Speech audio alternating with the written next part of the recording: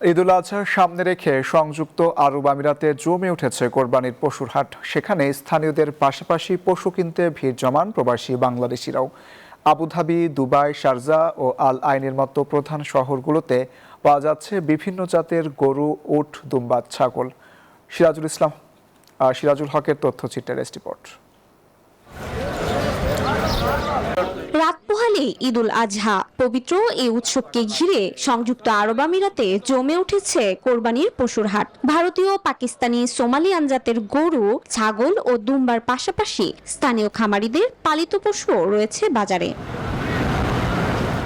Bashundhara tissue, অশুদ্ধতার বিরুদ্ধে এক বিন্দুও ছাড় নয়।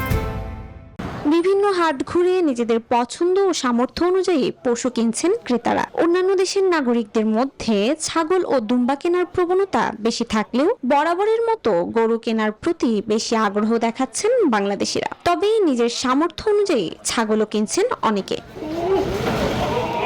এবছর আমিরাতে ছাগলের দাম 800 থেকে 2500 দিরহাম এবং গরুর দাম 6000 থেকে 10200 দিরহামের মধ্যে ওঠানামা করছে। গত বছর যে গরুটা আমরা 6000 দিরহামে কিনেছি, এটা এই বছর 8000 দিরহাম মার্কেট ভ্যালু দেখাচ্ছে তারা। বড় বড় গরু আছে, অনেক ছাগল আছে, তাই এইখানে ভাবছি আজকে একটা গরু নিয়ে যাব। মধ্যপ্রাচ্যে চলমান অস্থিরতার পরও সকলে যেন নিরাপদে ঈদ উদযাপন করতে পারেন সে লক্ষ্যে প্রয়োজনীয় পদক্ষেপ নিয়েছে আমিরাত সরকার। Desk report, news 24।